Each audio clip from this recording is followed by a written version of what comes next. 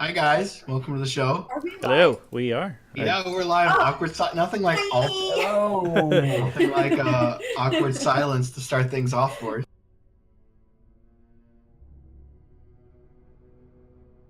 All right, well, I think we're going to get started here. We're about as prepped as we can be.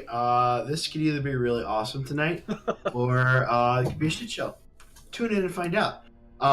Welcome everybody to DadBodDnd's Friday night game. Tonight we are less one Bob, plus one Brandon. It's a nice stat improvement.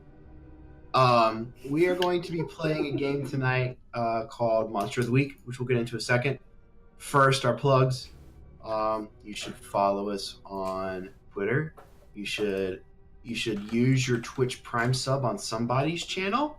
Not gonna say whose. No, I will. Like. Ours. You need to use it on ours. Or wherever you feel like that's best spent. Use it where you feel it is appropriately usable. All I'm gonna say is remember your boy. All right, that's all I'm gonna say.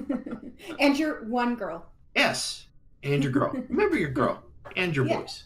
You can follow us on YouTube. You can follow us on Twitter. We are where all of the finest podcasts are. We are right up in that shit. If you can find the podcast, you can probably find us. Yes. I prefer Spotify, but that's just me. So does everybody else that listens to our podcast. Right. If you say iTunes, I'm going to slap you. We're going to get into this tonight. As I said, tonight we are playing a game called Monster of the Week. This is a different module than D&D. Less dice rolling, more collaborative. You're going to tell me to do that you want to do something, and I'm going to find a way to make it happen as best as I can. Outcomes are rolled on a 2d6 platform, so everybody will need to be ready to roll 2d6s. Based on what you roll, you'll either get like a screaming success. So everything is rolled on a 2d6 system. It's where your result might be like a 10 and above is like a screaming success. You get to do exactly what you wanted to do. If you're in the 7 to 10 range, you get maybe a partial success or a partial success with a twist kind of thing. And then below that would be a failure and something's going to backfire is how this kind of works. So we picked our roles ahead of time. We'll get to that in just a second. Let's go around and let's do that right now. So Brandon, why don't you tell us your character's name and what role you're playing tonight and maybe what you look like. Let's see here. My name is Arthur. I'm the spooky hunter, and I have pained eyes and just casual clothes. Okay. And just to let everyone at home know, all of the roles are picked off of a playbook, and it's very tropey. Like everybody's going to pick a kind of character from a monster chasing show like Scooby-Doo or Buffy the Vampire Slayer or Supernatural. So Brandon's chosen the spooky. Okay. Yep. Chris, what about you? My name is Carmichael Capwell. I am playing the chosen class or archetype. I have a very controlled face, very put together, I would say. I have normal clothes, nothing too fancy. And in this group of, because we are all a group, right? Yes, we've all worked together before. I think I'm the most level head. Maybe Kylie's character and I kind of compete for the level headedness of the group. Because I did put my stat boost in cool, so we'll see how that goes. But yeah, I'm fairly well put together, and being chosen means right or wrong somewhere in history, and we'll see how that plays out. Awesome. That's Carmichael. All right, Kylie, what will you be playing tonight? I am Amelia Smith, and my face is very thoughtful. I wear tailored-looking clothing. In my head, I kind of feel like I look like a university professor or a librarian, something like that. Okay. And then I'm playing the expert, which means I have dedicated my life to the study of the unnatural, and I know their habits and their weaknesses. I'm not the youngest or the strongest, but my knowledge can make me the biggest threat. Nice. Straight out of the book. got a nice little bookworm up in the group. Yeah, that's me. All right. Travis, who are you playing tonight? I am playing Nate or Nathan Armistice, who is the Crooked. So I've been around the block a bit of this, a bit of that. When I came across the secret underworld of monsters and magic, well, it wasn't so different from the underworld I already knew. It was easy to find an angle just like before. So I'm familiar with this shit. It doesn't surprise me. And I kind of just make my own things interesting. I might find a way to make things interesting for myself. So you guys are a part of the Bureau for the Righting of Wrongs. This is set in modern day. Time travel has been discovered about 5 years ago. And your group, the Bureau for the Righting of Wrongs, is devoted and tasked with fixing the current by going into the past and righting the wrongs past. So this is not your first rodeo. You guys have gone on a couple missions before. And I think along the way some things got altered, which is where we'll pick up when we get into the actual story. But before we do that, now that we know who everybody is, we go and we build a little bit of history between the group, right? Because this isn't your guys' first rodeo, but this is your first time playing a character. So this will give us a chance to build some arcs for everybody to start playing off of each other. We're going to go around the room in the same order we did before, and you're going to assign a history to each other player. Brandon, if you can assign history to everybody else, and everybody take note of it, either on a piece of paper or just in your head or something. I'll assign Carmichael here. This second one, you are bloodkin, and I decide that we're cousins. Okay, so you guys are cousins. And then go ahead and assign one for Arthur and one for Amelia and for Nate as well. Amelia, let's do this one. It says, you are old friends. You trust each other completely. Do you guys all go to high school together? I guess that's where I'm leading us. Okay. So yeah, you guys have long history know. together, all three of you. Maybe you all grew up in the same town. You were close friends as children. Nate, you hope they can help you control your powers. All right. Chris. All right. So for Arthur, I'm going to choose that you could have been the chosen one instead of me, but you failed some trial, and I got to tell you how you failed. And what I'm thinking is somewhere down the lines where our family tree split, your father is not of the bloodline that it should have been. You have some other father that is unknown, and so you don't have the pure blood to be the chosen. Did your father was like, I'm not down with this inbreeding? Yeah, splitting the tree there. Trees don't fork. Okay, for Amelia, you were a rival at first, but you came to a working arrangement with me, and I think us being kind of the straight-laced, that was where the rivalry sat, and but we both kind of figured out that we fit well in this group, and we help each other get things done. Okay. And let's see, for Nate, that we are best friends you are my best friend in the world, who I trust totally. That's interesting. It is interesting. Yeah, I like that, especially since his character is the Crooked. Yeah. Maybe that doesn't jive with the rest of the group, since you guys all grew up together. Maybe he's new. Okay. And maybe like the rest of the group doesn't necessarily trust him just because of his past.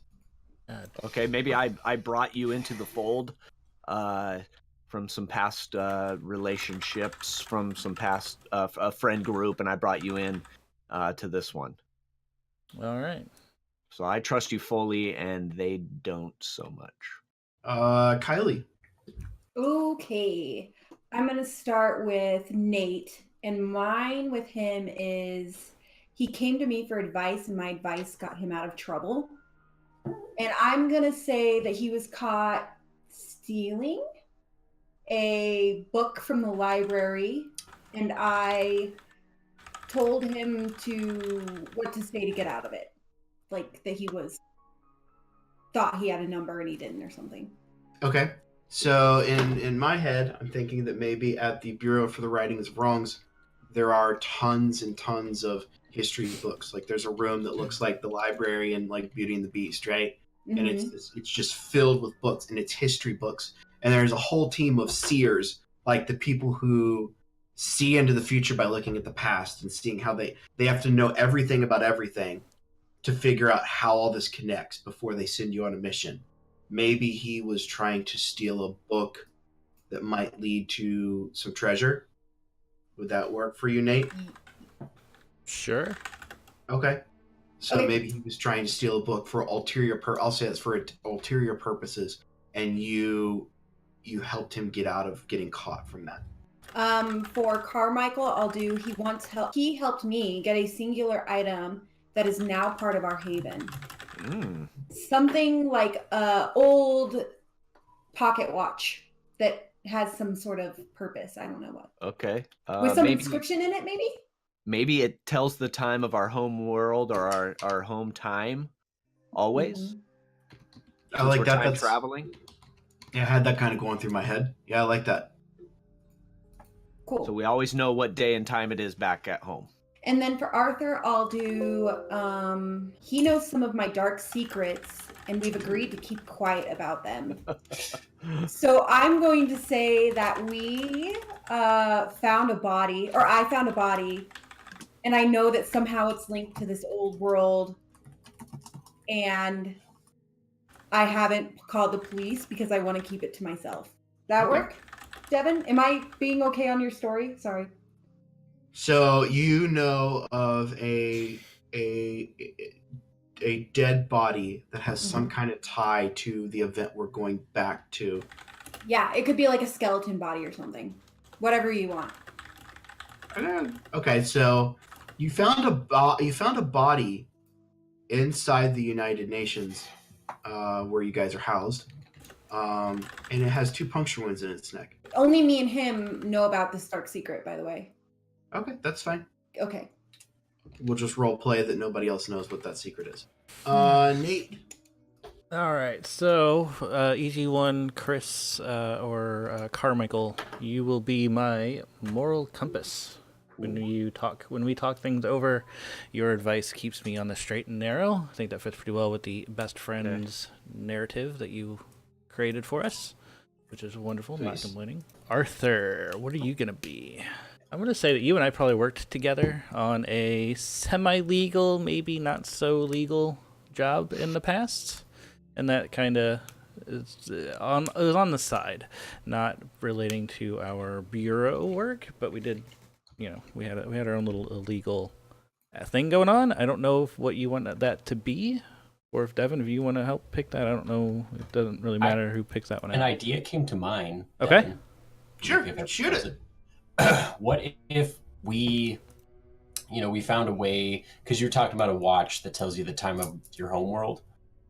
Well, what if we were busy making like handheld mirrors that could show you like what was going on in your home world? So it's like a live webcam, but of your home world or your home time. And then like, and that would be like some pretty high tech stuff that would want to be in better hands than we. But then we figured out a way to do it, and then we've been selling them like on the black market or to people whoever. Yeah. Okay. And we could like program people's home worlds in it so that they could just. It's like the Beauty and the Beast mirror. In fact, that's pretty much exactly what it is. I like this. I want to make a slight twist to it. Sure. You guys are selling these when you go back in time to people in the past, so they can see the future. Yeah. I mean, that would make the most sense. Yeah. Well, we're selling them in the past. We have sold them, in all of the different time places that we have gone. Okay. And maybe it was a thing where like we breaked for lunch or something, and then you didn't see Nate or I for a little bit, and unbeknownst to all of the rest of the other 2 of you, we were selling mirrors. Perfect. I like it. I like it a lot. Yep, that works really well. Good idea. And I'm going to say that, Amelia, you know about my criminal past. And says to tell them what crimes they saw you commit, but I think you pretty well addressed that with the book that I was stealing. Look at all these threads being tied together. I'll tie it even better together. Sure, please do. The book you were trying to steal was going to show you how to make time travel devices themselves. And you were going to sell that to people in the past as well. And then you helped get me out of it, I believe is what you said for me. Yeah, Amelia. So there we go. You're basically Amelia. The way I look at it is the reason you're still on the team. She covered for you when you were doing something really horrible. Works for me. Okay. Like selling time mirrors. Yes. Selling, but worse. That is a darn good idea. Selling time mirrors is a class 3 felony. Yes. Citizens. Because other people are not supposed to know about the other world. All right. So I think that gets us all set up. Like I said, it doesn't take very long to set up a game of Monster of the Week. Nah. So Not bad, not bad. Check go. all right, everybody's got a little bit of background at each other. Try and Yep. use them and weave them into your roleplay. So, all these other check boxes on our sheet, do we just go through that now? My move is Destiny's Plaything. At the beginning of each mystery, roll weird to see what Okay. is revealed about your immediate future. Yep. My fate, I found out that I'm the chosen one through visions and nightmares. I think there's going to be a sacrifice for one of mine on the heroic side. And then hopefully the end of monsters would be heroic. I'm going to pick the loss of loved ones since I have a couple of the group or people I trust and a family member. The end of days, let's just do that. So for my move, I get a roll weird to see what is revealed about the immediate future. On a 10+, the keeper will reveal a useful detail about the coming mystery. On a 7 to 9, you get a vague hint. It says hint about it. On a miss, something bad is going to happen to you. So this is really bad because I have a -1 to weird, so I don't think I can get anything good. Why don't you roll I'll roll me it some in. dice and let's figure it out. Here it goes. That's a 4. You are going to witness your relative die. Oh, Brandon, sorry, Right. dude. I will say this: you're going to witness a relative die. A relative, okay. Okay. All right, let's begin. So, your team has been assembled. You're sitting in a conference room inside the United Nations, where your secret lair is underneath. But you're sitting at a table. It's one of those long conference tables with chairs. It seems like they go on for 30, 40 seats. I mean, you could have 160 people, 60 people sitting at this table. You're all at one end, the far end, like in a Bugs Bunny cartoon. You guys made the conscious decision to move all the way down to the other end of the room. The only people in the room right now are the four of you. Carmichael, the chosen one, Arthur, the spooky, Amelia, the expert, and Nate, the crooked member of the party. You guys are all sitting in the room. What's going on? Amelia, you know anything about this job coming up? I mean, I haven't heard anything. I guess we're sitting around, sitting on our thumbs. So as you guys are sitting there, just waiting to find out what happens, the doors quietly open with a little creak at the other end of the long conference room. And walks a man in a general's regalia with stars along his collar, just dripping in medals and ribbons and prizes and all this. You know him as General Beauregard. He is kind of your liaison. He's the guy who feeds you your missions. As he comes into the room, he's going to stop at the end of the conference room table, stare at you guys down at the other end of the table, like he's waiting for you to come to him. What with this guy? I'll get a little closer. I'll walk very slowly, approaching him, see how he reacts. Yeah, if we're gonna get this job going, we better. I don't have all day. I'll stroll up Alright, myself, say, "How do you do? Arthur, good to see you again. You see you as well." Who gave you a little salute? All right. Okay. Is everybody at the end of the table? Amelia, are you coming? No, I imagine that I have like a book in my lap that I'm flipping through, and I'm just going to listen from the end of the table. All right. He's going to stare at you for a second, like waiting for you to come. When you don't, he's... Yeah, Go going ahead. to keep reading. I'll go and tell Beauregard. She's trying to last I heard, she was trying to look up some stuff about this place in which we find ourselves. The United Nations. Here, it's pretty easy to look up. Last time I checked. General, I will fill Amelia in on any logistics about any job you're going to hand us, so we can. I can hear without you her. guys. All right, don't really Can you care. hear us? As he says he doesn't really care, he's going to throw out some folders onto the table for you guys. As you open them up, he's going to explain to you, our seers have recently discovered that very near in the future, we're going to see a resurgence of something we long thought dead. If we do not act now, the Empire of the Eternal, a group of vampires, is going to take over the world. About 5 years. So, you all you're being sent to 1867 to a tiny country known as Bittelschnitzel. You are going there to stop Baron von Dusseldorf from taking over the city of Dunkelbrau. I was drinking a German beer today, so I was like, I'll go in with this. It's going to be very German. German man. You're going to stop him from taking over the town of Dunkelbrau. Dunkelbrau was the first town to fall to the Empire of the Eternal. And from what we understand, if we allow this to continue to happen, in 5 years' time, the vampires will have amassed a large enough army in secret over the last 200 years to take over the entire world. So, any questions? Is it gonna hurt? You act like this is your first time. Oh, it's not. I was just being sarcastic. It won't hurt any more than the other times. No, Fair. I was gonna tell Nate, like, it's not gonna hurt. We'll be all right. Again, the names Baron von Dusseldorf. We know that he has 2 sons. We know that he is attempting to kill Lord Dunkelbrau. So save Lord Dunkelbrau, kill Dusseldorf and his sons. That's the mission. Amelia, you get that? Because you can hear us. Yeah, I got it. Yeah, whenever you're ready, follow me. Yeah, let's do it. All right. The general's going to lead you down a couple escalators, get on an elevator, go further down into the earth, where you come out into a lab.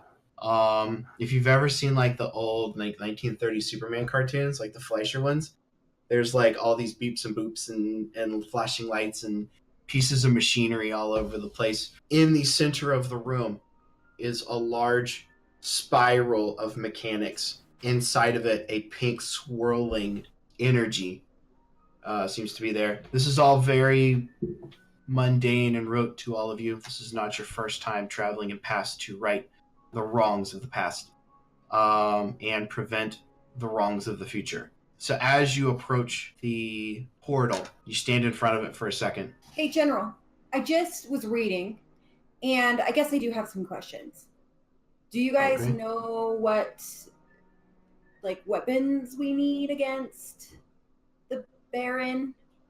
Do you know where we can find him, or what he's weak against? The only thing we know is what we've always kind of understood about vampires from our stories, right?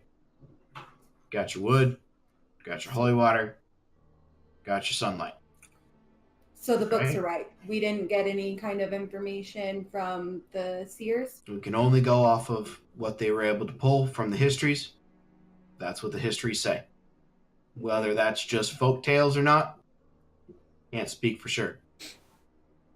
But that seems to be the best information that we have. All right. So this is out of character. Do we travel in our normal clothes when we do this, or do we get hooked up with like period pieces? You tell me. We can. I would think, being this government agency, that we would have like a closet of clothes that we can kind of get period pieces, and so we can kind of just get right into it. So we're not lurking in the shadows. We're able to go. I like that. So when you come out into the main room, there is a side closet that goes back a couple 100 feet on each side that is filled with period clothes, depending on what period you're traveling to. So yeah, you guys, do you want to take some time to pick out some clothes, or we just want to say generic 1867s? Yeah, generic for the most part, but I do want to get like a wide brimmed hat that kind of I wear at a slant, and just try to find one that fits my head the best. Okay. As was the Give me style some at the time. flair. Yeah, of course. Non. I feel like with my history, I would want something like perfectly right for the era. I wouldn't do anything like that would make any indication that I wasn't from that time. Excuse me, but this kind of clasp wasn't even invented until 1869. That kind of thing. Yeah, yeah. Okay. Like your So wide brim, blah, blah, blah, blah. Your wide brimmed hat, you know. okay. So I think as Carmichael's putting on the wide brimmed hat, which isn't quite in Okay, so style I'll for change. 1867. No. So as you pull out the wide brimmed hat and you're putting it on and kind of admiring yourself in the mirror, Amelia's just gonna look at you and roll her eyes. Go. What? That's not from the correct era. Well, Era. would you like to pick one out for me? No, just wear Historian? it. Just wear it. Well, we have to fit in. Like, I can't. That's the whole purpose of this room, is to fit in. If I am in the wrong area, you are more learned than I. Just point in the general direction on the. Which hat? I mean, This one? yeah, I'll that grab one. Like a top, more of a top hat style, smaller brim. Yeah, that one. It's That got one's red good. felt band around it. Okay, this one. Yeah, that one. Okay. I'm just You gonna pick out go, you pick out a nice beaver pelt top hat. and I'm just gonna go for a suit, the nicest kind of suit clothes I can find. Okay. No hat. All right. You find yourself a nice white starched shirt with a jacket with coattails. Not tuxedo style, but kind of riding crop style. And you find a pair of dusters and a pair of workman's boots. Just my style. Thank you. Brandon, do you see anything, or you want to go with just generic clothes? I think so. I'm not super knowledgeable about this time period, so I'm just gonna pick some regular stuff. Okay. Yeah. All right. Cool. All right. So having put on your uniforms, and you look very much the bunch of Dapper Dans, ready for traveling in 1867. You all have we talked about weapons? What kind of weapons do you guys have? So mine, I have a chain, and so it does one harm, and I get to choose 3 things on the business end of my chain. And I Okay. chose spikes, a blade, and the fact that it's throwable, Okay. which give me some certain thing. What weapons does everybody else have? I kind of cheated off of the fact that you told me that I found a guy with 2 puncture wounds, and I just assumed, so I kind of metagamed. But I'm doing a mallet and stakes, a silver sword, and a blessed knife that I think it's holy. So Okay. Sword. sword. Brandon, Travis, what kind of weapons do you guys have? I've got a 9mm gun, a knife, and a baseball bat. This here is my boomstick. Bam. All right, Brandon, what kind of weapon do you have? Well, I see here that I have a shotgun available, so I'll go ahead and do that. That's the boom. That here is my boomstick. Maybe something a little less noisy, cousin. Everything I can choose is noisy, except for a big knife, which I will choose as my second. Finding yourselves, I imagine in my mind's eye of this TV show, there's like a montage scene of like clothes getting zipped and buttoned and guns getting strapped and swords getting put away. And then it cuts back to you all 4 standing in front of the portal. The General Beauregard looks at you and goes, "Good luck, team. Hope to see you back in the future." See you soon, Beauregard. As you say that, If As you we're say gone for long, could you, feed my cat? I will find somebody to take care of that for you. Also, the plants need watered in the library. I'm sure we'll be fine. He gives you the salute one more time. You guys all at the same time take a step into the portal. And as you do, there's a brief moment of dizziness in your head, and then there's a ringing in your ears that makes you all kind of grab and slam your eyes shut. You can just feel it inside your skull. And when you come to, It is the middle of the night. There are torches every couple feet on a road.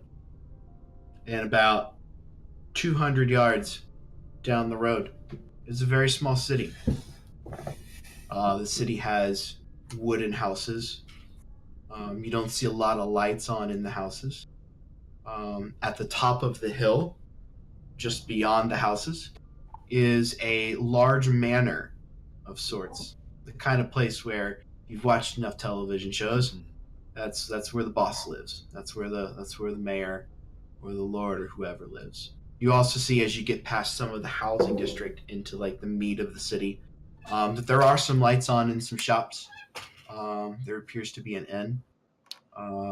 There appears to be a bar or food establishment across the way from the inn. Appears to be some shops. None of the shops seem open. And just to the east of the city lies a very small cemetery. Head to the inn, see what maybe the barkeep or somebody who might know something, or head straight to the...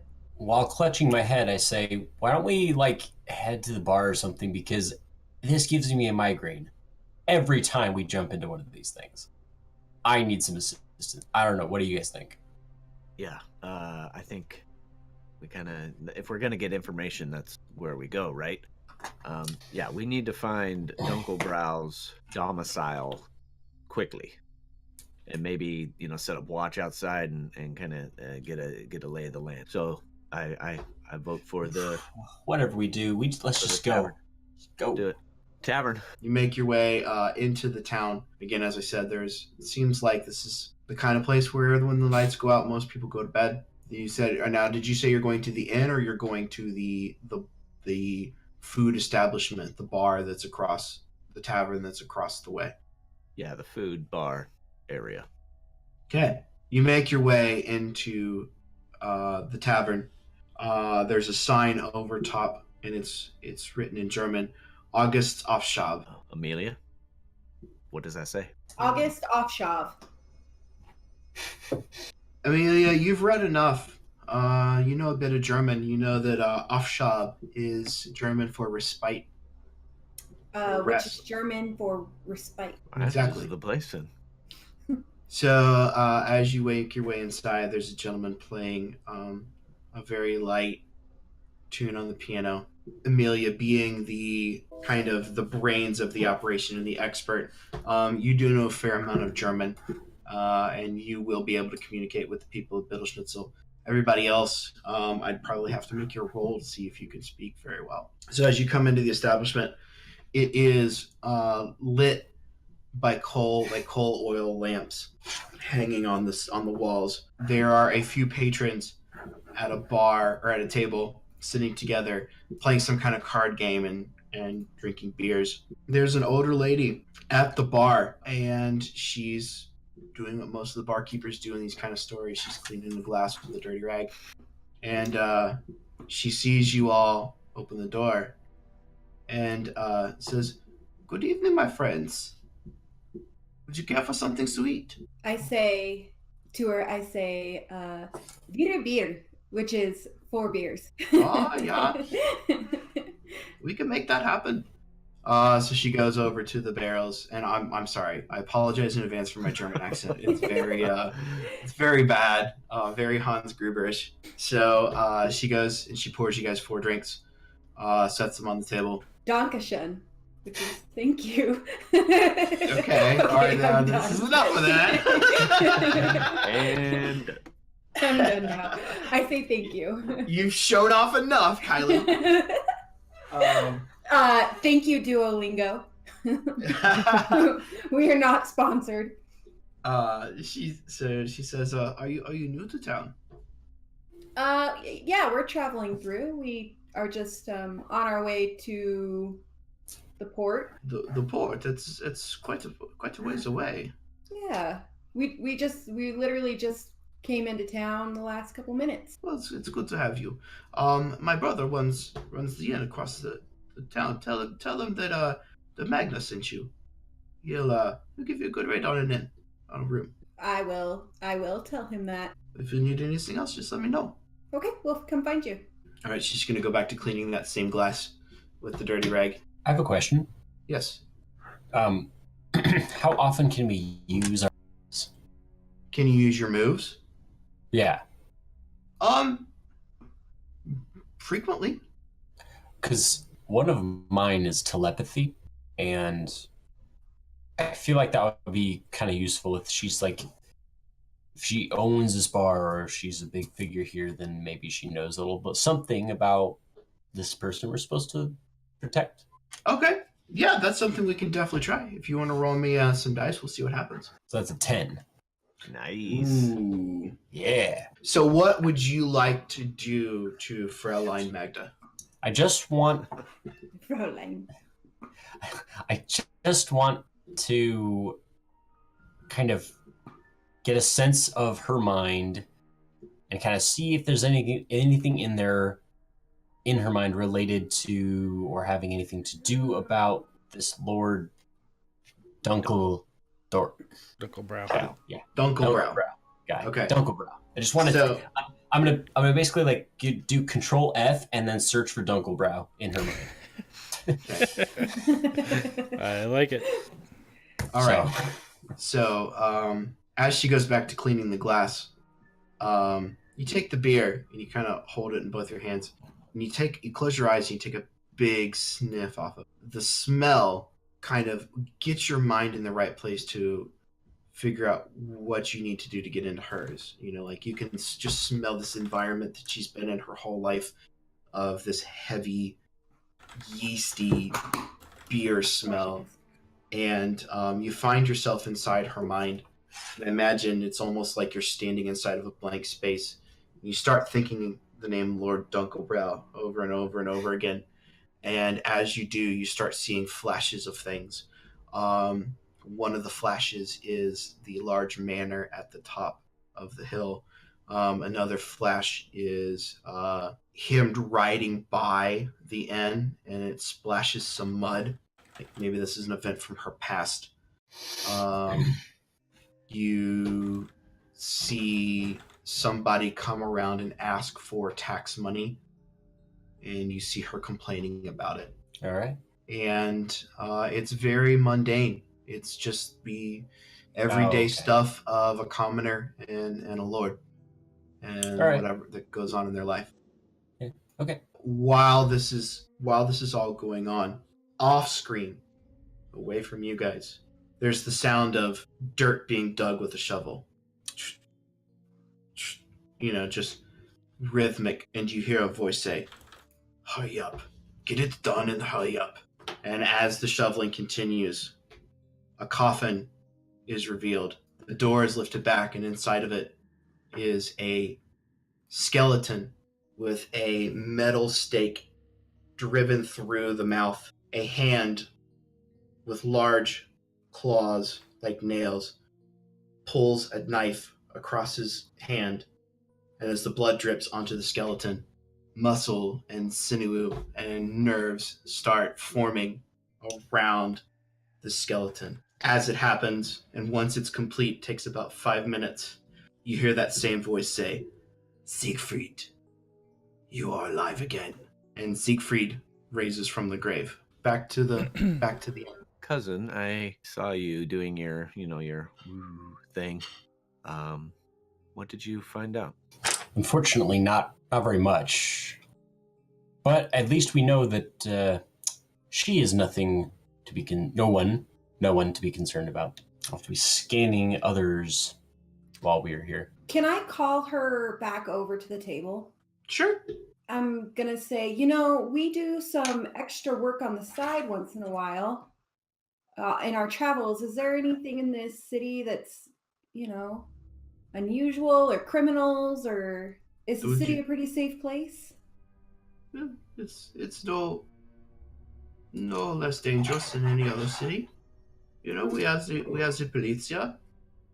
They watch the streets for us. You can clean up my cellar if you like. I'll pay you in beer. Ooh, we might come back tomorrow for that. That might be something we do. We'll do that. It's a good offer.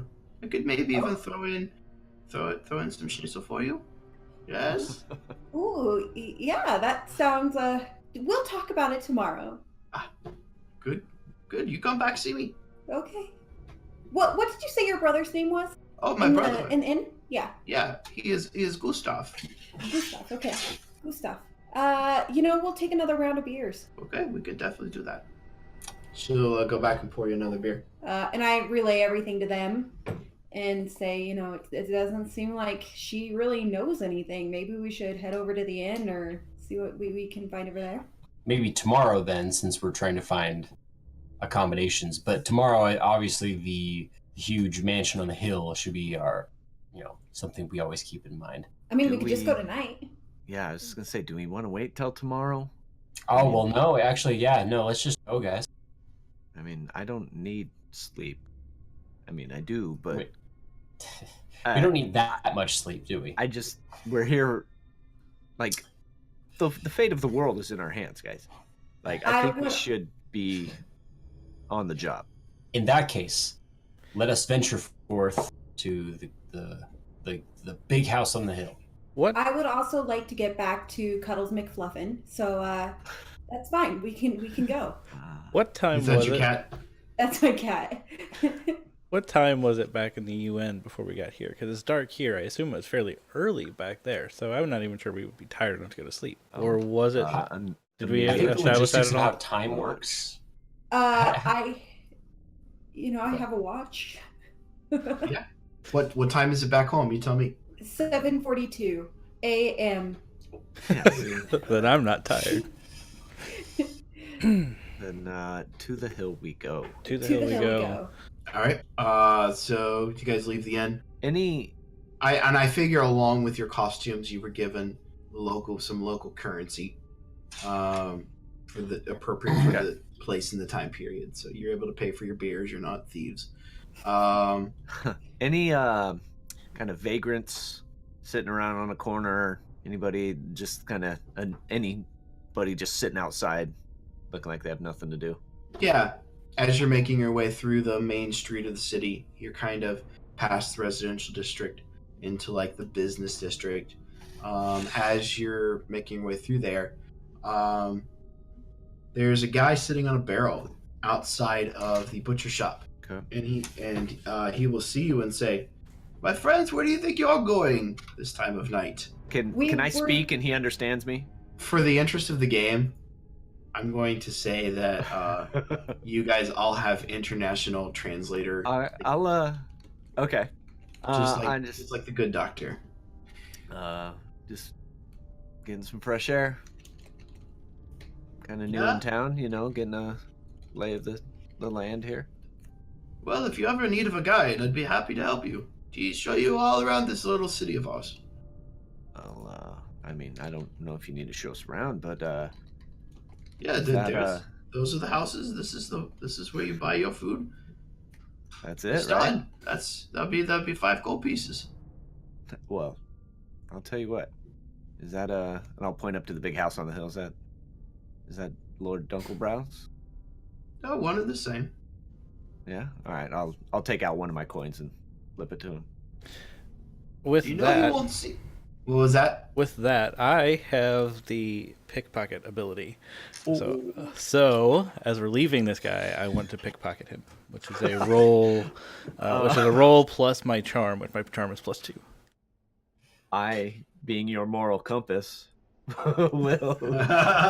You know that I would do that, being my best friend. So that's why I wanted to get that out there before I did it. So play this out. How does this work?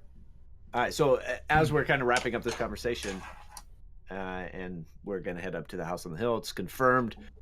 I'll let everybody else kind of walk in front of me and hang back with Nate. And I'll give him that look that I always give him because I know he's the ruse that he is getting ready to play here. I'll say, think twice, Nate. I'm like, but I want to get your money back. We have plenty. I will pull my hand I want you back to use away. your ability.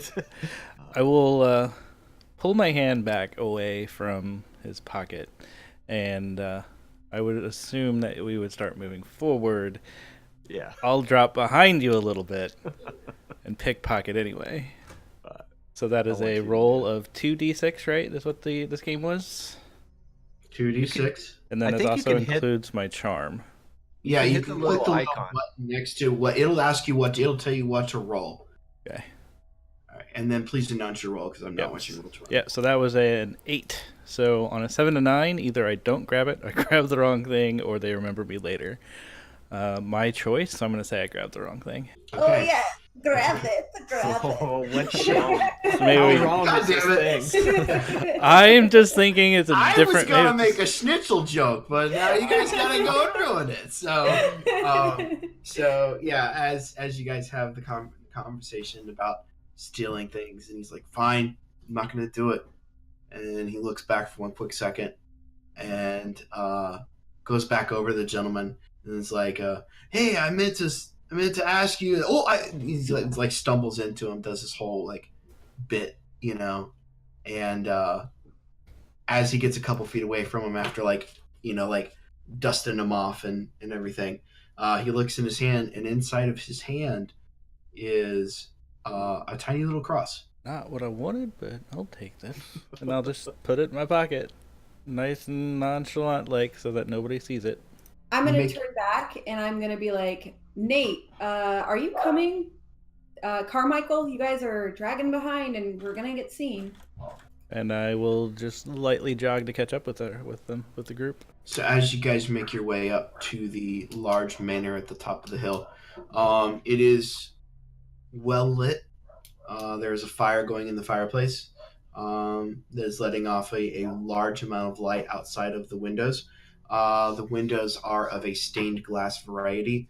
This place is very auspicious. It's a swank fucking joint. So you make your way up there. You are at the front.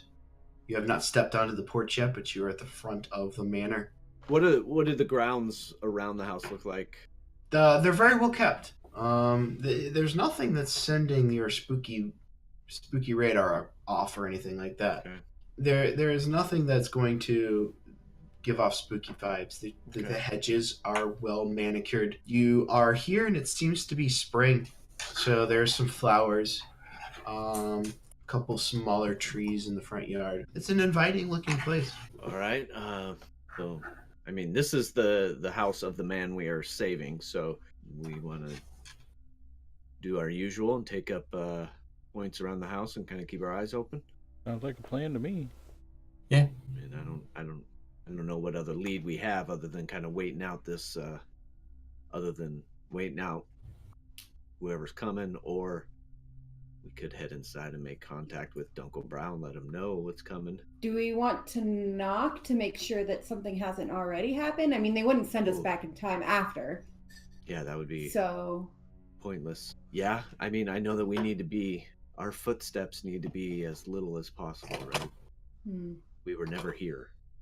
oh, so So- maybe just staking it out. Huh? Get it? Vampire Staking month. it out. That's why we're DadBodDnd.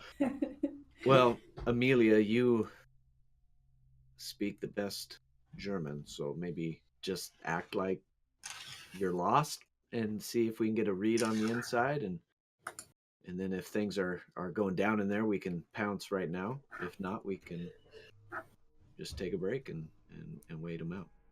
Okay. All right, I'll kind of disperse and find at least a spot that's kind of with my back against a wall or a tree or something that I have a good vision of a corner of the house. Just kind of keep my eyes out while she's walking up to the front. Okay. So everyone is just generally loitering, and then Amelia, you're going to go up and knock on the door. Yep, I'm gonna go knock on the door. Okay. As you're walking up to the door and you're knocking, cut away. You hear again the rhythmic shoveling, and another grave is found. This time the shoulders have been pinned down, and there's a stake driven through the heart. And that same hand again cuts himself open, and the blood falls over the body. The body begins to form into a being, and you hear the voice, "Siegfried, arise." So the first one's Siegfried, and the second one is Siegfried.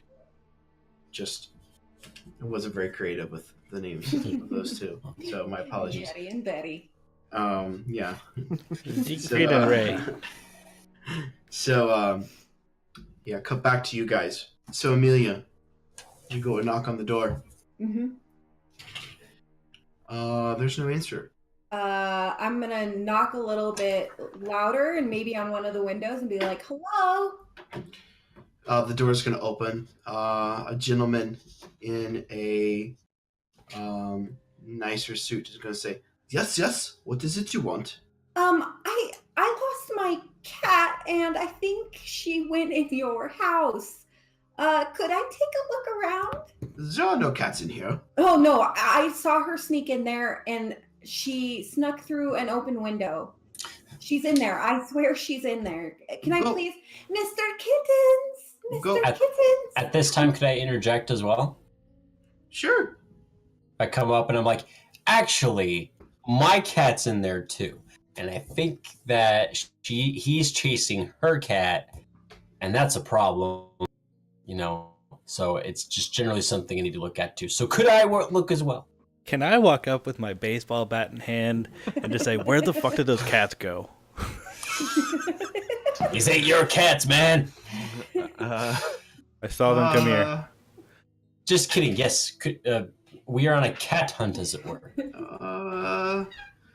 So I think you all can decide between yourselves. It sounds like you're trying to manipulate this person who's answered the door. I want one of you to make a plus charm roll, and I would like the other one of the three of you to make a plus cool roll for helping out another hunter. Yep, I'll do the charm.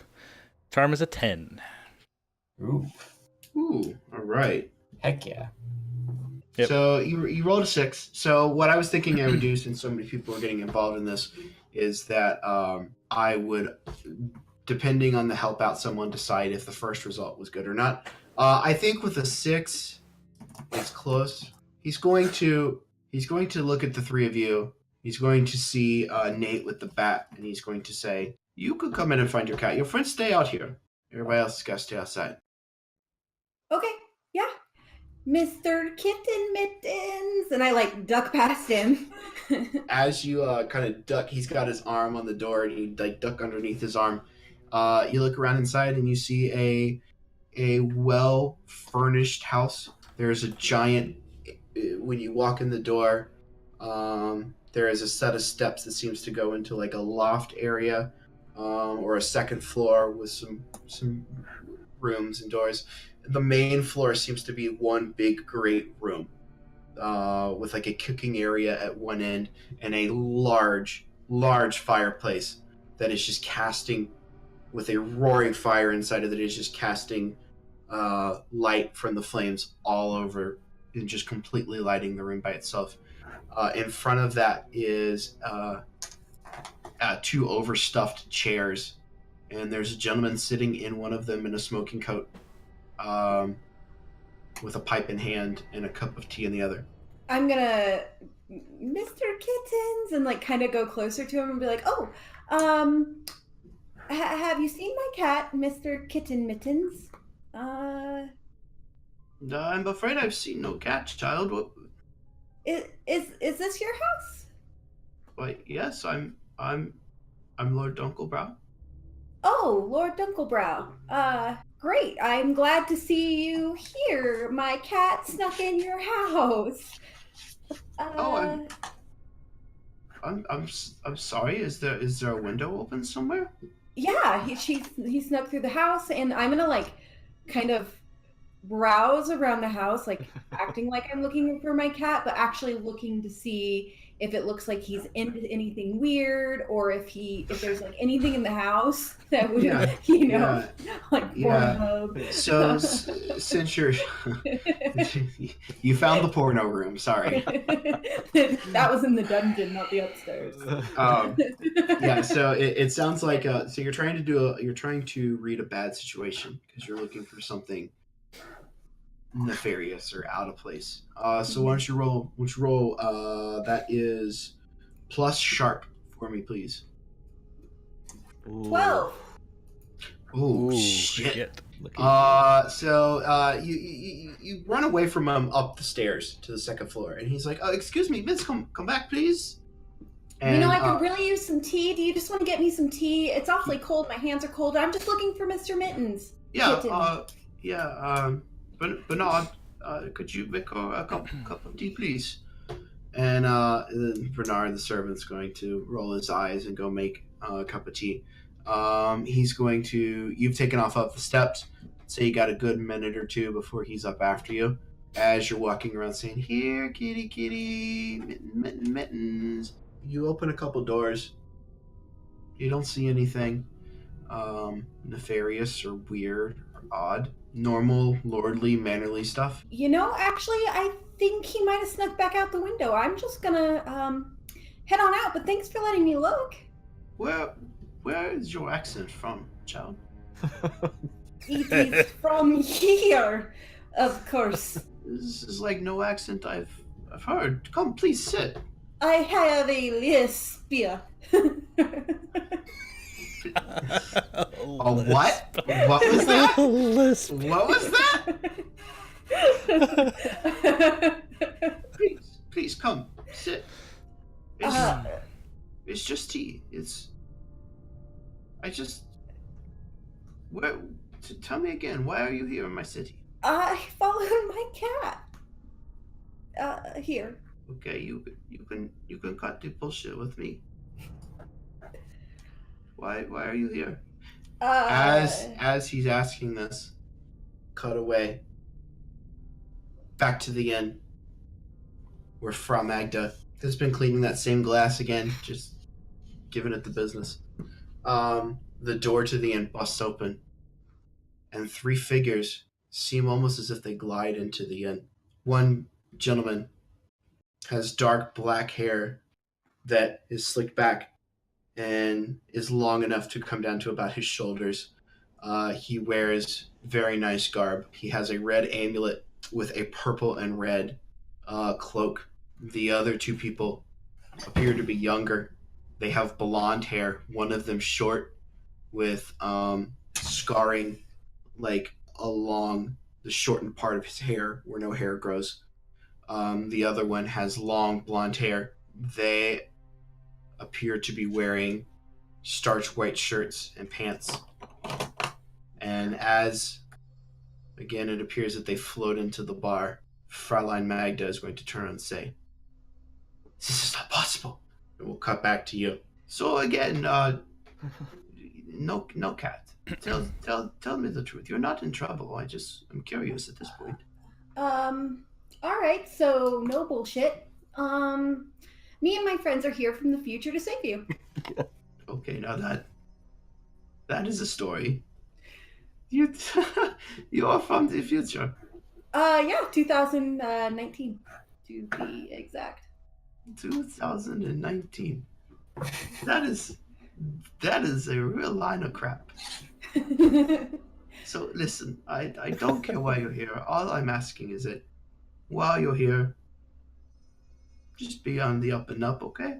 Yes. And I sit down in the chair across from him and just, where's that tea? Here it comes, Bernard. Bernard will hand you a saucer with a teacup on it. Thanks. I'll just wait here for my cat to... So, I'll humor you for a minute. Okay. You're from the future, right? Yes. Why have you come back to Dunkelbrow in 1867?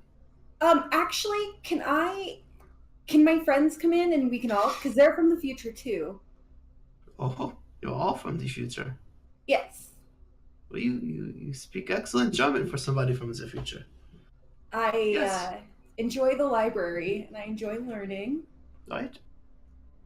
Sure, why not? So Bernard will go back to the door and he'll say, "You're welcome to come in, but leave any of your weapons out here."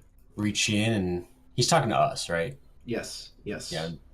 So it's like that scene in Lord of the Rings. I take out my knife and I plunge it on the ground, and then I take out my shotgun and empty the shells out of it, and then lean it up against the pillar. And then I open my cloak and my garb to show him that there's nothing else, and then I close it real quick, and I'm like, "Am I all right?" Yes, please come in. So You have my lord's credit. You have my lord's hospitality. I walk in and I look around, and then I find Amelia sitting, waiting for her tea, and I say, "Oh, hi!" And then I look over and I see Dunkelbrow, and then I say, "Hello." And I will have set my bat down because that was an obvious weapon. I take my gun out, set it down on the ground, but I leave my knife hidden in my boot, and I walk in. I'm like, "Where's the cat? Where are those cats?" Because you're the I don't smart know one. that this. Because I don't know that the jig's up yet. Yeah. I think at that time I would have came out of the bushes and come with the other two. Yeah, I'm just gonna walk in. I play it cool, like I don't have, because I just have a chain. It's kind of coiled up around my my belt there. I'm not gonna put any attention to it. I'm just gonna try to walk in. Okay. Lord Dunkelbrow, this is Arthur, Carmichael, and Nate, and they are from the future with me. From the future, I'm just here looking for cats. So while this conversation is going on, a scene outside of you, again, the scene cuts to the outside of the bar where there is a slight ruckus inside the bar. And then there's just blood splatters on the inside of the windows. Again, we're viewing from the outside of the building. You see blood flying all over the inside of the place. Back to you guys. Yeah. So Amelia, your poker face did not last very long. He's a very intelligent man. You know that's She speaks the truth. last resort. Last resort, giving up So information. Oh, oops, I forgot. look, what she says, Dunkelbrow, is true. We are from the future. We are here to protect you and make sure that your longevity is intact. who would want to harm me? Do you know a Baron von Dusseldorf and his sons Siegfried and Siegfried? Baron Does that von ring a bell? Dusseldorf is coming. Coming to kill you. No, he's coming to a late dinner. He's due here in he's gonna pull out a pocket watch. He's due here in about 2 hours. We decided to have a very late dinner. He's in your guys' phraseology, he would be like, I don't know, like maybe the county commissioner over the mayor. So he's got some lordship, being a baron. He's over Lord Dunkelbrow, who's just the local magistrate kind of thing. So he tries to explain to you guys, like, he's basically my boss. He wanted to come for a late dinner. What about his two sons? Are they invited as well? He has no children as far as I know. There's the rub right there. Is we have reports that he has two children and they are coming to take your life. So okay, listen. I'm all for fun and games. I'm all for silly stories. I was kind of finding it entertaining, to be honest with you, but I do not believe you. You are welcome to stay for dinner tonight. You can meet the Baron if you wish to. We will definitely be taking you up on that. We're here. We are here to protect you. I could Okay. use some grub, so I will definitely stay. Yeah. All right. Well, the dinner is... We also need our cats. Like, that's not actually a joke. I'm looking for my cat. Well, the dinner is... It's in about 2 hours. What will be on the menu, good sir? We are having it's pork tenderloin, some mashed potatoes. I don't know what that Whatever would the be. German. It's damn German. I know that for a fact. I just don't know what it's called. But it's just pork loin and sauerkraut. Like the good sauerkraut, the red sauerkraut, like the kind you can only get like Hofbrauhaus or something. This isn't in character, but I actually just don't like sauerkraut. Maybe that's an unpopular opinion. Yes. Oof. You're done. Am I Yikes. exiled from this group chat? Not as far as I'm concerned.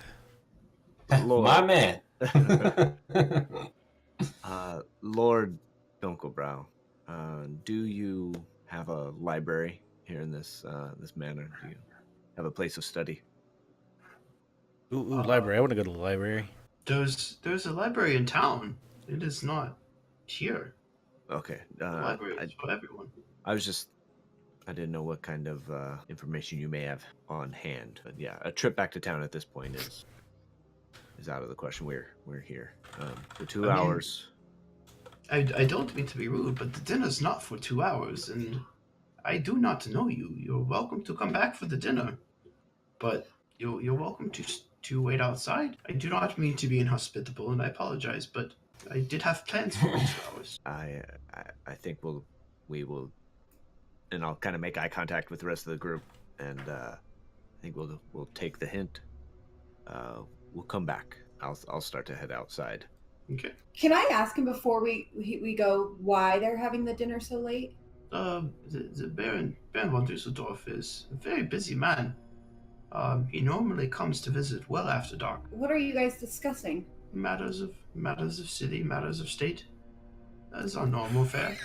Are you guys on the up and up? Are you guys getting along? I have no quarrel with the Baron.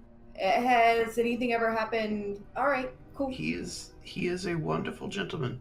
Has he always only ever come out at night? As I said, he's a very busy man. Off the top of my head, I can't really think of a time when I've seen him outside the dark, but he has his own affairs in his own place of residence. He does not live here. Okay, cool. Out we go. And I'm gonna mumble to myself, typical vampires. Okay. So you guys are now back outside of the estate. Yeah. You've been invited to dinner in 2 hours. So that couldn't have gone any worse. He said no bullshit. I didn't know what else to do. Seemed like it went okay to me. We got information. It was useful, so we good. did. Yeah, we're gonna have to scare the shit out of him for secrecy or something. I don't know. So, should we go just fast track this thing and go find Dusseldorf, get him before he even makes it to Dunkelbrow? we have 2 hours and we don't know for sure where we're gonna find him. I don't know. We can look, but we shouldn't stray too far from here because he will be here. And just so we're clear, as far as disrupting the future, this is not Butterfly Effect. This is very much Doctor Who. All right. Whatever happens. It's not going to change things, other than the intended outcomes. It's not like you're going to, like Rick and Morty style, come back to the future and it's all like butts with people growing out of them or something like that. Gotcha. Well, maybe we can head back and get some information on where Dusseldorf may live, or we sit and wait for... Hey, we can go back in town. I wouldn't mind pickpocketing some people. All I got was this cross from the guy. Oh, whoops. Never mind. Nothing. Where? Why? I thought we talked. You know me, man. I have to do this. I know. I needed it. And I'm it's sorry. my job to keep you in line. You're right. You're right. That's it. That's the one. You get the one. That's it. All right. I'll be better when we're around people next time, I promise. Okay. I'm sorry, friend. I'm sorry, friend. And I will take out the cross that I got and I'll hand it to you. Maybe it's worth more than that 5 gold that you gave him. Gold pieces. Is there anything special about it looking? It is a 10. It is a 10 cross. You keep it. You can put it with your other trinkets at home. That's fine. That's the one. Thank you. I'm sorry. I'm trying. You're a good friend. So, are we going back to August Offshop, or where are we going? My vote is to just hang out. Right in front of the manor or whatever. Well, like we originally were going to stake out, see what we see, if we see anything happening beforehand, maybe? Yeah, that's... I vote Unless for there was that. something specific you wanted downtown. I am more than fine posting up outside of here. We Same. know. As you say that, Carmichael, Dun. you get a flash Ooh. Yeah. in your head, and you've had these before.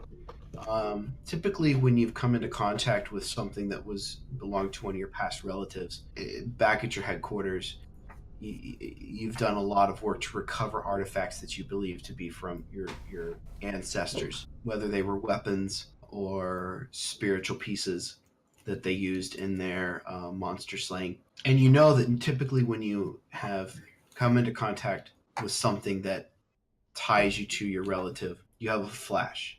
And as you're sitting outside, as I said, it was spring. The cool spring air is sitting heavy. It's definitely going to be like one of those mornings where we wake up. It's heavy with dew. You catch the smell of a familiar flower, Edelweiss. The whole region it just permeates with this smell.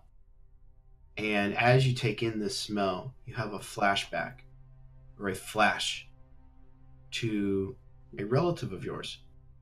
And she's a little girl, and she is wiping up at a bar, just a table. As she's wiping it up, she takes a couple sprigs of Edelweiss and cuts them off and places them inside of a jar. Anything like familiar other than just the act of having these kind of flashbacks? Anything in the vision itself? So as the girl is wiping up the table, she looks over to, and you're kind of seeing this from her perspective, like almost like you're in her head. Okay. You look over to the bar, and it is the same bar at August shop. And there her dad is cleaning a glass with a dirty rag, much like you saw Fraulein Magda doing. I assume the party kept walking, and as I have this vision, I stop, and I'll kind of grab Nate by the elbow, and I go, Nate, got another one of those visions, and kind of working out in our favor this time. What was it? What'd you see? That bar we were just in, that tavern, that somehow is related to me. And I think we need to go back there. Like, okay. The woman, the old lady cleaning the glass. Mm-hmm. I think I saw her as a child, kind of cleaning up tables and what may have been her father, standing in her place where she is now. There's just too many similarities. I think we got to head back. Yeah, I think we should definitely go then. Let's go. A little bit of time. Yeah. All right. Let's catch up with these other guys and tell them. We will dream sweep. Yeah. To the tavern, August Offshop. And you all four are standing in front of it, which I think is a common theme. But maybe the four of you guys are in a line, and it's very familiar. Like it just kind of happens a lot. You don't even think about it. Yeah, it just feels right. As you're standing in front of the tavern, the door is closed, or the door is slightly cracked. You can see a little bit of light coming, like it hasn't been closed properly. In the main window, you do see blood splatters across the window. So if I'm feeling like this might be a dangerous situation, I'd like to maybe come in first and all right. And well, why don't you you roll for me first? I'm gonna nudge Amelia. Watch this. He's gonna do his big entrance. So I'm gonna roll cool. That's a 12. God damn. Okay. I think it's gonna work this time, Nate. Everyone stops to watch and listen, and so I'm gonna come in and kind of burst open the door and. All right, so you're kicking. Are you kicking? Yeah. So paint the picture for me. I want to see this. And I'm getting excited, like, oh, he's gonna do it. Yeah. So as Nate's kind of like building me up, stoking the fire a little bit, I'm gonna come in and I'll do a forearm on the door. I won't kick it down. I'll just kind of burst it open and kind of scan the room real quick, looking specifically for the woman that was in there earlier. So as you push the door open dramatically and you stand in the door frame, there are 5 dead bodies that have been maimed. Shit. And there is blood all over the place. There's nobody else in the room. Yeah, I'm gonna tell everybody else to come in, and I don't get to do my big speech. There's nobody to listen to it. Oh man. Do I recognize any of these? Specifically, I'm looking for the Why don't barkeep. why don't you investigate a mystery for me? Roll plus sharp. It's gonna be a 9. Okay. You're able to scan the room. You notice the 4 people playing cards. You notice the 5th body is of the gentleman who was seated at the piano. You do not see the body of the old lady. The 9, though, you do notice that there's a door behind the bar that seems to be cracked open. We got a door here. I think we I've should- got something I think I can do. If that's Yeah. What would you like to do? well, so I think I can make a premonition. Okay. Roll it. Okay, I roll plus weird. So Ooh. gosh, Gee. it's not good. That's a 2. Yeah. That is a 2. I don't premonate anything.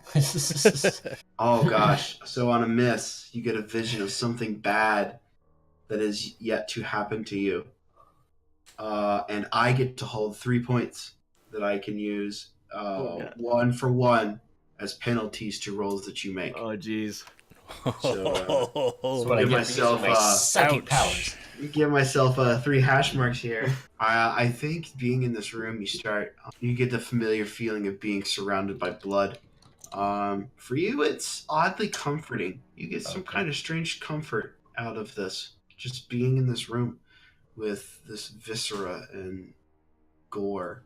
You don't know why. It's something deep inside you. It just feels good. And as you're in there, you become relaxed and your telekinesis kind of fires. You see yourself. You're standing alone, and before you is a large gentleman with swollen muscles and torn, tattered clothing. You see a red clasp on a cloak of purple, of scarlet and purple, and it reaches, and with its massive, oversized hands and nails, it grabs your shoulders and opens its mouth. It's full of sharp fangs, like 27, 28, just sharp teeth. I can count to each one individually. And it reaches and it lunges at you. This has happened to you before. How obvious is this? Is it obvious? I think to Carmichael and everyone else, it would look as though I'm flailing my hands in the middle of the air, trying to like react to this thing that they cannot see. So I think that's what they would see. Okay. If that makes So sense. your body kind of involuntarily goes as if the vision were really you. Your movements in the vision are your movements in real life. So this is a familiar sight to all of you. You've seen him flip out before like this. Did you I- see? This thing with like a bunch of teeth, and it was just reaching for me. And it didn't seem. I don't know if that's here or if that's something else. Really don't know if that was a good moment of seeing for me, if you know what I mean. Do me a favor. Stay in the back while we go into this room. I need you to do that. Kind of listening to the premonition or the Destinies plaything that I got at the start of the game, hearing that one of my family members are going to die. I'm kind of trying to urge Arthur to move towards the back and stay out of harm's way as much as possible. I'm like, okay, yeah. You know the drill once we get in there, but just I need you to be in the back.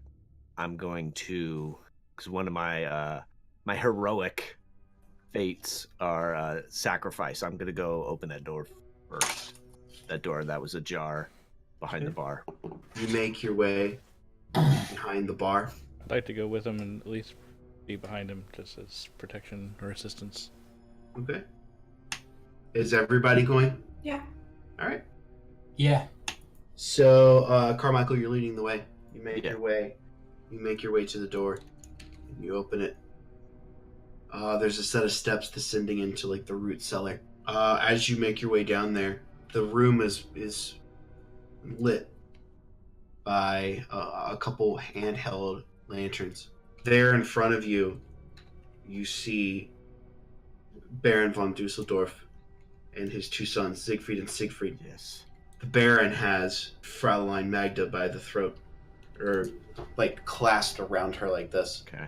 And as you come down the steps, he takes one of his claw-like nails and he slits her throat No. as the suns begin to feed off of her.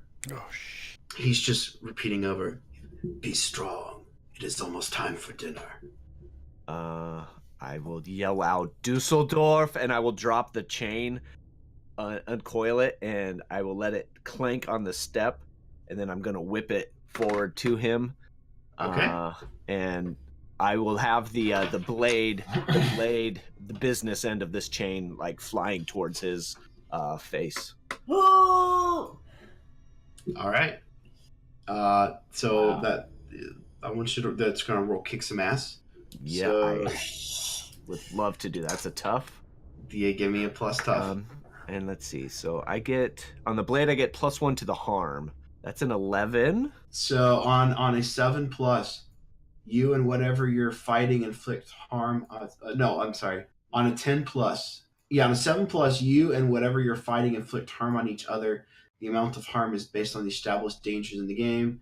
That usually means you inflict harm rating on your weapon, and the enemy inflicts their harm rating on you. On a 10, you get to choose one extra effect. You gain the advantage. You take +1 that you can use in the future, or Okay. you can give +1 to another hunter. Okay. You inflict terrible harm, so you'll do one. Harm is damage, just so you guys know. You can inflict 1 extra damage. You can suffer 1 less damage, or you can force them to where you want them. Yeah, I want to force him away from the woman and into the corner. So I'll take whatever damage. Is it just Okay. 1 harm to me? So because he has no ranged attacks, you do not take any damage. Oh, How good. much damage does your flail do? It's a +1 on the blade. So as you whip out your flail and throw it a lot like, what was her name on Kill Bill? Go-Go? Oh, Go-Go I can't Yamada? remember. The bride. The assassin that works for Oren Ishii, the Oh, one that's yeah. in like the The schoolgirl crazy- outfit. Yeah, she's with the crazy Yeah, 88. I know who you're talking about. But yeah, kind of like God that. Just damn, I love that like movie. bounce it off. It's going to clang on the wooden step going down, and then I want to just whip it forward and have it just flying through the air. And I'd like to, like, maybe if I can, like, impale him and then use that and then crank on the chain and try to get him to move into the corner Okay. away from his 2 sons. So as you throw your flail out there, he's able to, with his left hand, get his coat kind of in the way with his arm. The flail hits him in the arm, and he gets knocked back, and he's now against the wall. The 2 sons turn to you, and they both lunge at your group. You're first on the steps. Do you want to come down into the room to make room for everybody? Yeah, I'm going to kind of reel in my chain as I'm moving down the steps as fast as I can, and then I'll get to the bottom. So we'll just say you did that all in one motion with your flail. As you just took a couple steps forward. So your whole party is down on the floor. Siegfried is going to pounce on Nate.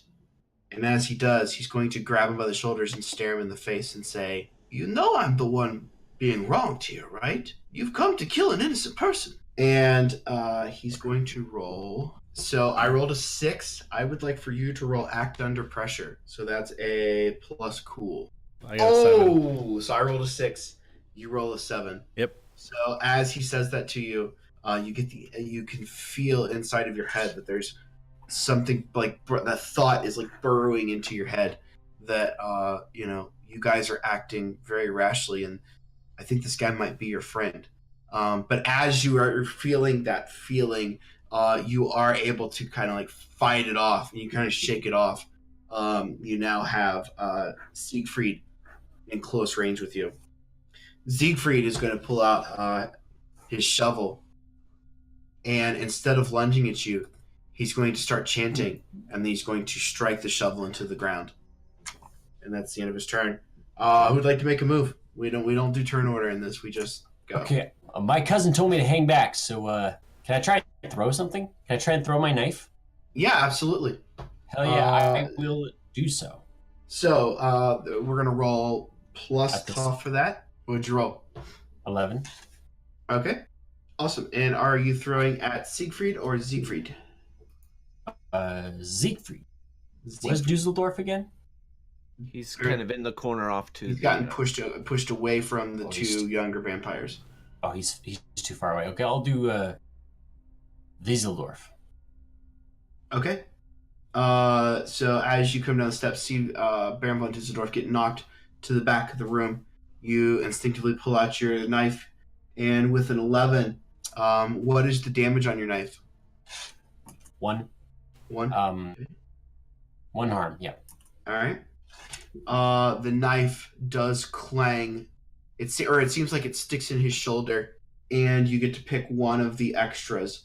You can gain +1 that you can use in the future to add to a dice roll, or you can give that to a friend.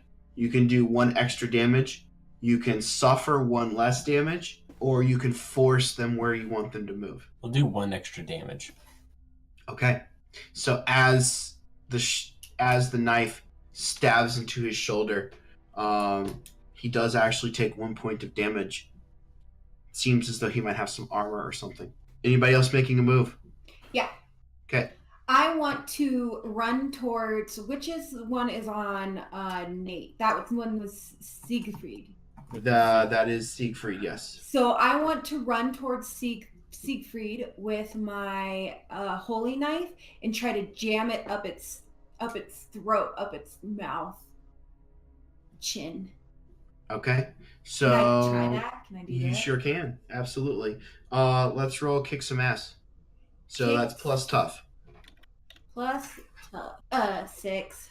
On a 6, you can see Siegfried, the vampire serf, trying to drill his way into Nate's mind, and you run up. You flip your knife so that you're holding it backwards, and you go to jam it up into his throat. He sees you coming though, and he's able to duck out of the way.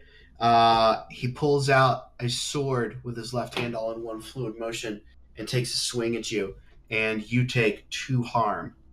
Oh no! Oh no! Oh no! So we should take a real quick second, to talk about how damage works in this game. If you get to 4 harm, your wounds are going to continually start getting worse from that point. Uh-oh. So they're going to start bleeding too much, or they're going to start, throbbing and sending pain elsewhere. If you get to 8, you are dead. So keep that in mind. So you take that sword swipe right into your shoulder, and he cuts into you. Nate, what are you doing? Yeah, I'm gonna take the bat, and I'm just gonna run at Siegfried and swing it at him. Okay. That's right. Tough. Yes, plus tough. You got it, dude. That's an 8. All right. With an 8, you're able to bring the bat across his face. As you do that, he's also going to try and bring you on the back swing with his sword. This is all happening in like 1 quick second with you and Amelia, and he's able to catch you with the sword. How much damage do you do? My baseball bat is 1 harm. Okay. In this particular case, because you rolled an 8. Yes. Yeah. Okay. Since you rolled an 8, when his sword catches you, it's more of a graze, and it's going to do 1 damage to you, or 1 harm. Baron von Dusseldorf is going to, after taking the knife to his shoulder, his muscles, he's going to start panting and breathing really hard.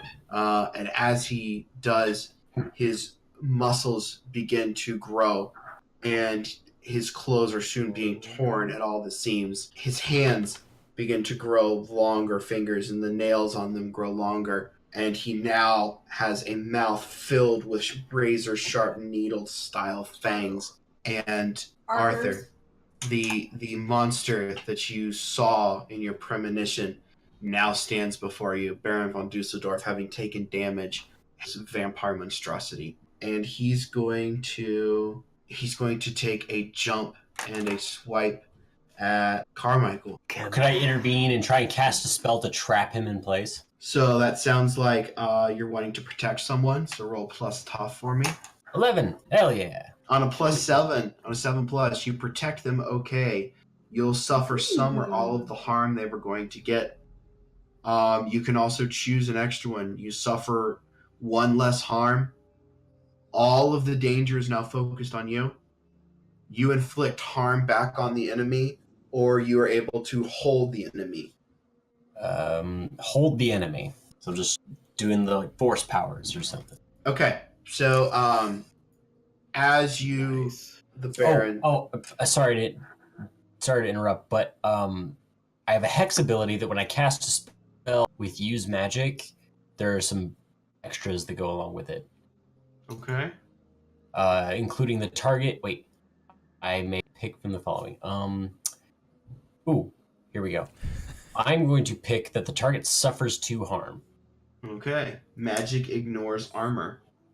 Oh shit. Okay. So as you see the Baron, the monstrosity Baron, lunge at Carmichael, you say some quick incantations, and you give out a little scream. I'm thinking like blood curdling, like so. You let out this scream, and as you do, the monstrosity vampire is able to get off a swipe over Carmichael's shoulder, and it hits you. That will be Painful. 2 points of harm to you, and but at the same time, he becomes frozen in time as you cast this force spell. The whole process of this spell grabbing him as he was in the motion and moving, it snaps him in place, and he takes 2 more points of damage. Can Sweet. I run up to him while he's held and try to shove one of the wooden stakes into his heart? You sure can. Am I cutting somebody? Is that okay? I want to do it while he's held. Yeah. I'll do kind of, if I can, as I see you make a break, I want to charge him as well, and I want to try to chain around his throat.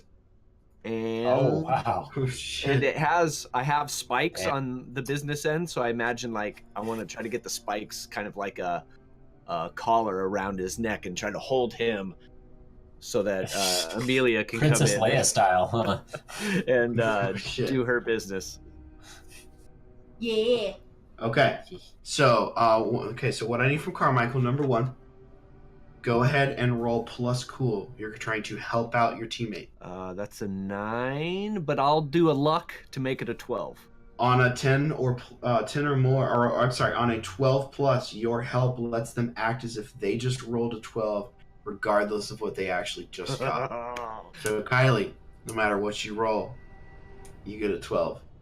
Yes! So I'm not even going to roll, right? So, on a 12, your attack takes full damage to the monster, plus you get to pick a following advantage. You completely hold the advantage. All hunters involved in the fight get +1 moving forward. Ooh. You suffer no harm at all. Your attack inflicts double the normal harm.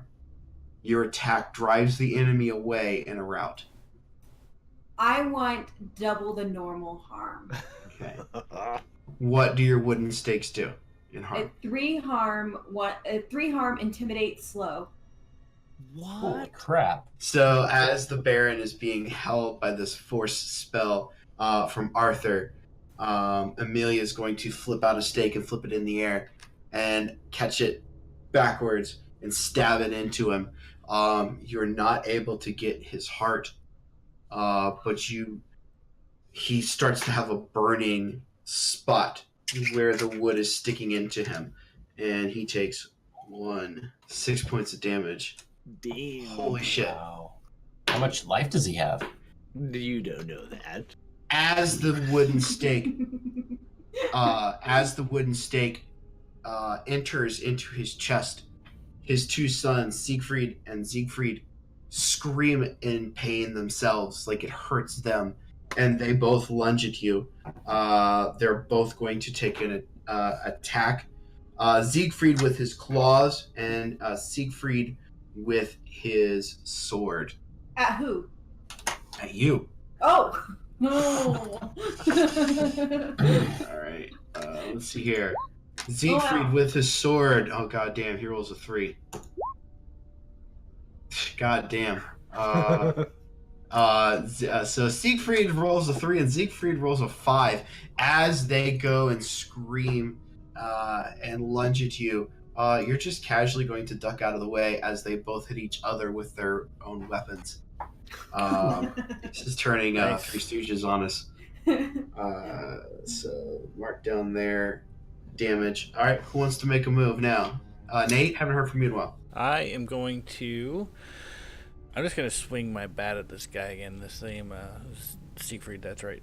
Hopefully, you're still right by me. Okay, yeah, Siegfried's close enough. You're gonna swing your bat at him. Okay, go ahead and roll. Is right there, which switches over to another window because roll 20.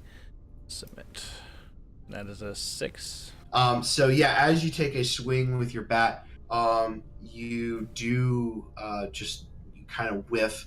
But Siegfried is going to, as you miss, he's going to take another swipe at Amelia. No, I can't do that. Never mind. I gotta follow the rules. He will turn around and take a swipe at you with his sword. You take 1 point of damage for just another grazing blow. Baron von Dusseldorf is able to break himself free of the force spell that you have cast, Arthur. He's going to scream out this demonic, just low-pitched, bellowing scream. And he's going to take a bite attack at the person in front of him, which is Amelia. Could I, like, imbue Amelia's clothing with some sort of armor effect that, like, would prevent the teeth from plunging into her flesh or something? I don't know. Could I do that? Like, just enchant or cloak or something and give it, like, +1 to armor or whatever? Okay. So you see the Baron monstrosity start lunging towards Amelia this time, and you're able to quickly throw up another spell. I'm imagining it almost like you are able to take just something in front of her, or you're able to take control of her cloak, and it becomes like rigid, and you're able to fling her cloak up in front of her, and he's not able to get his mouth around there. Siegfried, seeing you doing this, though, is he's going to take an attack at you. He's going to try and... Actually, no. If you remember at the beginning of the combat, Siegfried had put his shovel into the ground and had chanted. Arthur, as you've been so preoccupied with the Baron monstrosity, you don't notice that 2 of the lifeless bodies upstairs have seemed to reanimated. They've now shambled down the steps. And one of them is going to take a bite at you. On a 7, you are able to... He is able to get a bite on you. You take 1 point of harm, but you're able to turn around with him, put your shotgun in his face, and blast his head off. And one of the zombies fall. Nice. All right, Carmichael, you haven't moved in a while. Yeah, so I imagine what I had wrapped around Baron is done. I'd like to... So I imagine I'm still standing behind him as he's facing out. Okay. Yeah, so like as he came out of the force spell, he's pulling you, and your feet are like dragging into the mud as he was pulling himself towards Amelia. Okay. I want to untangle and then try to bring him up, the chain up and around him, and try to get his arms down, locked behind him. All the while those spikes around it kind of piercing into his sides and his arms. And this is a +1 harm and messy as well. So, Ooh. Did you say so this messy? is an attack. Yeah. So this is one of the business ends of the chain. Ew. So you're trying to drag it down into his chest. Yeah, I want to try to lasso around him and then cinch it tight behind him, and have those spikes kind of pierce into him. Okay. Yeah, roll for that. Kick some ass. Is that a tough? That's plus tough. Plus tough. Plus. That's a 7. How much damage does your weapon do? That's a +1 harm and plus messy. Okay, so that's 2. Yeah, I don't know if the messy gets me more. I think it has some psychological effects maybe during Okay. some fights. I don't think it gives extra damage. Okay, I do have devastating, which gives me +1 harm, so +2. Okay. All right. So as as you quickly are able to whip out your chain like away from him and then pull it in tight around his chest. Especially you catch with your chain where the wooden dagger is sticking its chest, and it inches just a little bit further in. Yeah. And you pull it tight, and the spikes start to sink in. He takes 1 damage, and at this point, his body starts to look like it might be taking some actual. It's looking really rough. Okay. The burn mark where the wooden stake is expanding on his chest.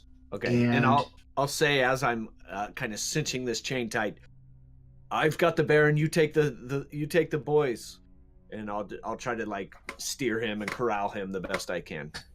Okay. At that point, I want to cast a spell to inflict some harm on Siegfried. So I'll like fire a firebolt or something at Okay. Siegfried. All right. So that Roll is for that again, or okay. So you're trying to do an inflict harm spell. yes.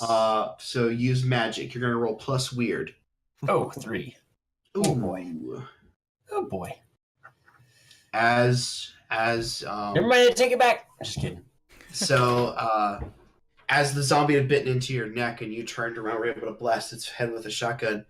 You notice that Siegfried is starting to take a lunge at Amelia again, and you turn back around and flip a fireball.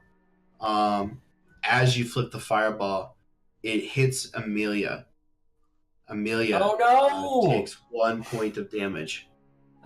Oh, Sorry. shit. Oh God. Siegfried continues, since the fireball did not hit him, and makes his lunge attack.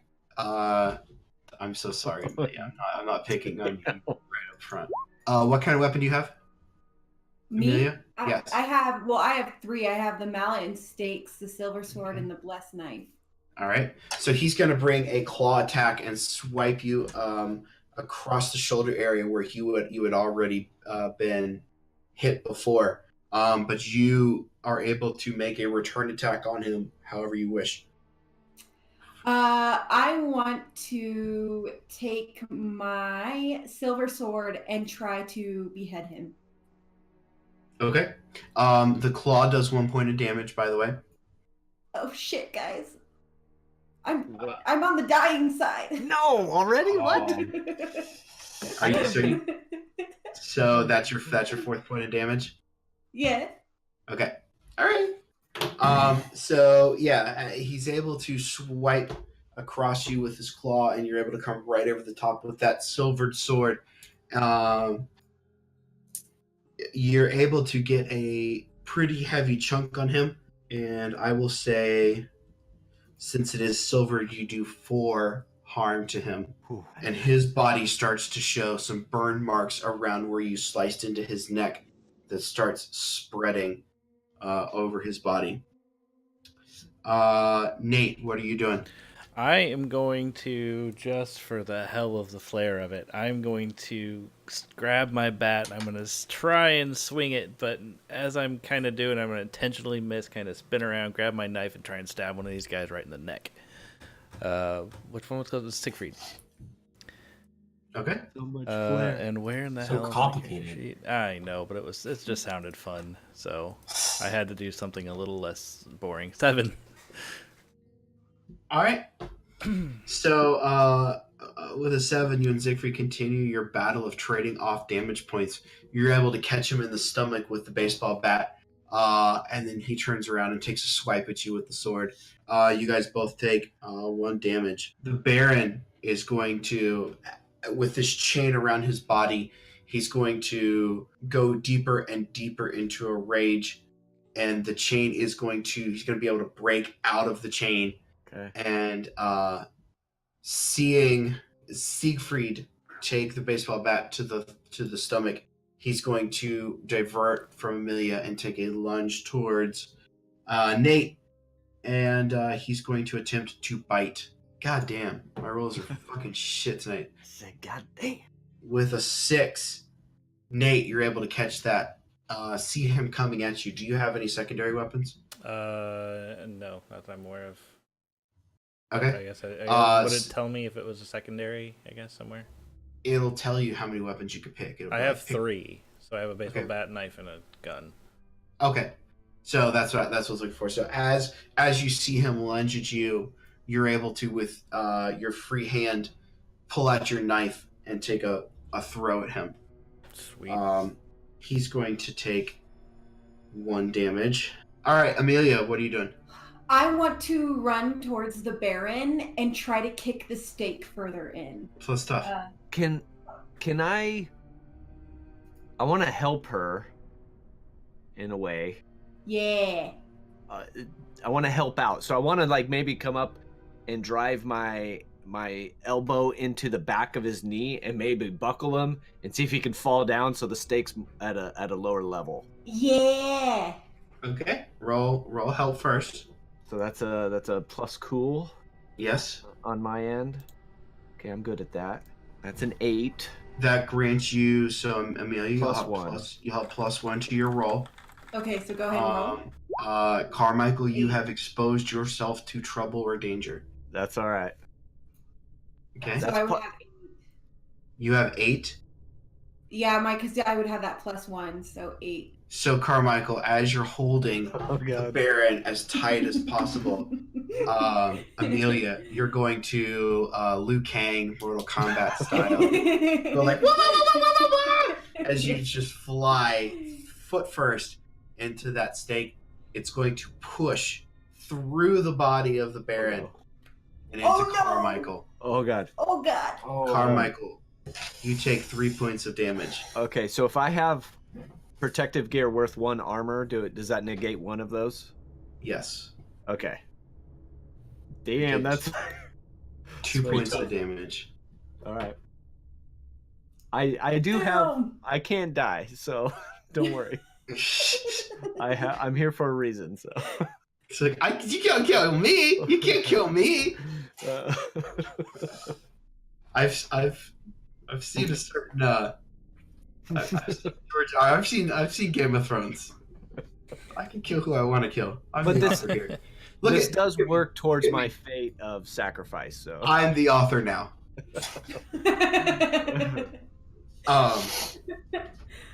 So the Baron, just reacting to all this, he's going to flip around and take a bite attack at Carmichael, who's been such a pain in his ass this whole time. I'm going to throw a fireball at the Baron as I see him try and do this. I'm going to attempt Amelia. another fireball throw. Okay. So- Give me a roll plus weird for me, please, to use I magic. know weird isn't my thing, but I'm going to try it anyway. It's a 6. It's terrible. Well, not terrible, but like not even in the mid zone yet. So just it The winds Baron- around and then comes back at me, right? Oh, no, that'd be nice, wouldn't it? The Baron is going to take his lunge attack, and as you see it, you try and stop it with the fireball, and you've gone a little soupy sales, so your eyes are all over the place, bugging out, and you hit Nate. Nate, you take 1 point of damage. Neat. That is 4, so I'm on the dying side of the little dot. I won't throw any more fireballs. I'm sorry. Damn it. This game is kind of punishing on fails, and with a ranged attack, there's no way to like hurt yourself. You know what I mean? Sure. Like, so Baron von Dusseldorf gets to continue his attack action unharmed. Okay, how much damage do you do with your weapon? +2, because I have the devastating. So I do a +2. Okay. As he lunges from you, the chain that you've had around him goes slack, and in the brief second that it takes for him to bite down on you, you're able to pull the chain tight as the two of you are like smashed together. Face to face. You take 5 harm. Oh shit. So Oh 1, my- 2, 3. So that darkens all my boxes, but so I have this. I'm here for a reason. There's something you are destined to do. Work out the details with the keeper based on your fate. You cannot die until it come to pass. If you die in play, you must spend a luck point. You will then somehow recover or be returned to life. Once your task is done, or you have become doomed, all bets are off. So I would imagine this would go towards some negative of my fates, which is either a loss of a loved one or the end of days. So I'll let Devin do what he The will. end of days. Okay. But if you want to be a forgiving DM, the heroic side of my fates are sacrifice and the end of monsters. So I like the end of days. Armageddon. So I just want to make sure I get this correct. So you've died. I died But you have but you can't die yet. There's something you Until- have to do. the reason, I am chosen is fulfilled. Okay. As Baron von Dusseldorf, in his monstrous form, bites into you, you feel your pulse slowly fade, and as it fades, you find yourself in a dark space. And in this dark space, you see before you like a television screen. And on the television screen is a scene of you on a burn-scarred battlefield. There appears to be an army of vampires fighting with humans with guns and swords and whatever else they could find, tanks. You are chained in like a crucifix position, and you let out a scream of no. As you do, you snap back into your body, That's not pretty. and the life returns to you. You can take an action. So I've kind of got the chain around him, and we're like face to face. I want to trying to think of something cool to do. I have blades on the end, but I want to headbutt him and swing up one of the blades on the end of my chain and try to drive it into his temple if I can. What Like material? What material is that made out of? I don't know, nothing special, just steel. So I'll heel kick up the blade that is laying at my feet at the slackened end of the chain. He'll kick it up and then headbutt him and then grab it and try to stab it. As he lets go of his bite that has taken up a large chunk of your body here, he lets out a blood-curdling roar as he's holding onto your body with his oversized fingers and fingernails. As he is roaring, you snap back too. You almost like with skateboard, if you kick the back end of a skateboard, Yeah. it flips up in the air. You do that with the spike, and as you kick it up in the air, grab it with your free hand and slide it into his temple. Go ahead and make your attack action. All right. That's a 6, but I'm going to use a luck to make it a 12. Things are already so fucked with me, like seeing the end of days. I'm like, I have nothing left to lose, so I will use that luck to make it a 12. As you drive the daggered end, the business end of your flail, your chain flail, into his temple, the burn mark around that injury immediately starts spreading faster and faster, and it makes a connection with the burn mark from the wooden stake that Amelia had driven into his body. The burn mark continues to grow, and soon his whole body alights in flames. As he does, Siegfried and Siegfried both let out blood-curdling screams, and their bodies begin to have burn marks in the same places where they had been injured, and it spreads over their bodies. The zombie that was at the top of the steps moving towards Arthur falls over to the ground lifeless again as the three vampires turn to piles of ash in front of you. Oh, shit. Wow. Oh, man. Had to be done. We need to get back now. Yes. What I saw is not pretty. While we may be successful right now, there are more vampires coming. I need to deliver this information.